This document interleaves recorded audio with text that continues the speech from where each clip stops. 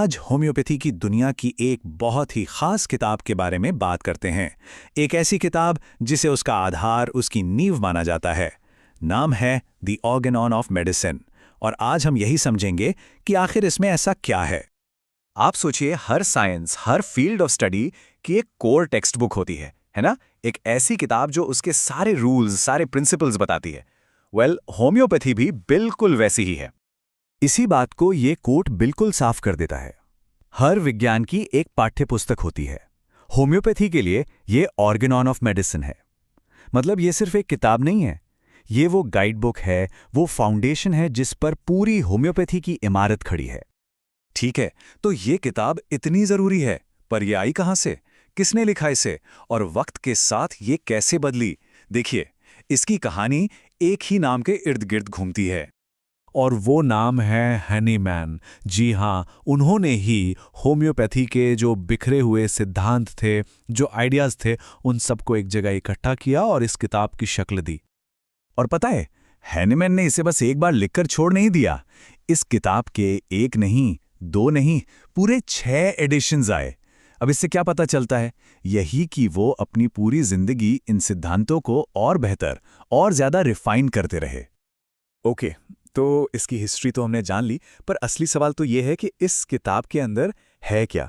एक होम्योपैथ इससे सीखता क्या है? कौन सी नॉलेज, कौन सी स्किल्स मिलती हैं?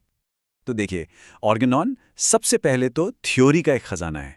ये होम्योपैथी के पीछे की पूरी फिलॉसफी, उसके कोर प्रिंसिपल्स और इलाज करने के जो तरीके हैं, उनका पूरा फ्रेमवर्क हमारे सामने रखती है।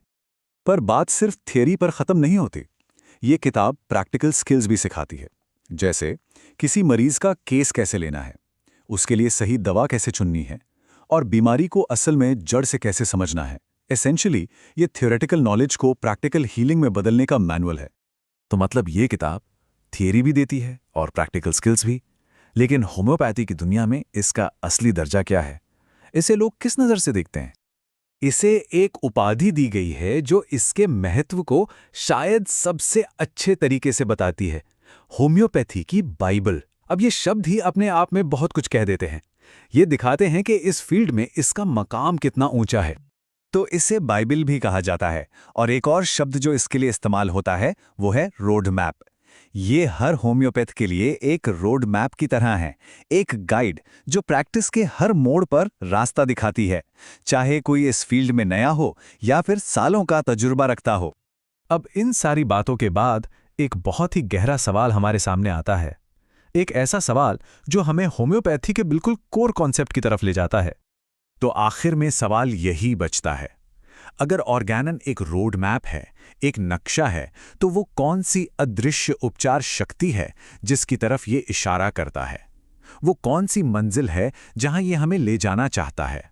ये एक ऐसा सवाल है जो हमें इस साइंस की गहराई में सोचने के लिए छोड़ जाता है। चलिए